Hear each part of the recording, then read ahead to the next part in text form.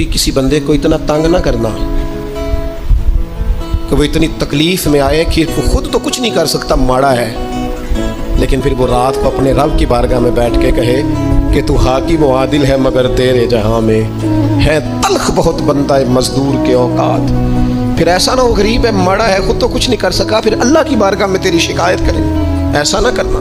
میرے نبی پاک علیہ السلام کے درویش صحابی تھے حضرت سعید بن زید رضی اللہ تعالیٰ عنہ، فقیر فاقہ مست، حضرت عمر رضی اللہ تعالیٰ عنہ کے قریبیوں میں سے تھے۔ ایک عورت نے الزام لگا دیا زمین کے قبضے کا۔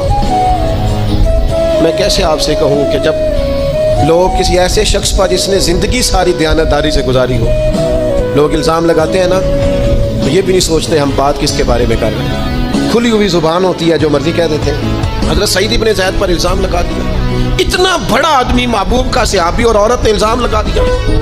اور جب اللہ والے بد دعا دیتے نہیں، لیکن جب کوئی تکلیف اتنی دے، کلیجہ پھٹ جائے، پھر بندہ کیا کرے؟ وہی بات کہ اب وہ کچھ کہہ نہیں سکتے تھے، ایک عورت پر کس طرح کوئی بات ہو سکتی تھی؟ دونوں ہاتھ اللہ کی بارگاہ میں اٹھایا، یہ صحیح حدیث میں موجود ہے۔ دونوں ہاتھ اللہ کے حضور اٹھا کے عرض کرنے لگے، مالک اگر یہ عورت جھوٹی ہے نا تو پھر اسے اندھا کر دے اور اس کی قبر اس کے گھر میں بنا دے۔ صحابہ فرماتے ہیں کہ حضرت سعید بن زید کا تو وصال ہو گیا، زمانہ گزر گیا، لیکن ہم نے پھر اس بی بی کو اندھا ہوتے دیکھا ہے۔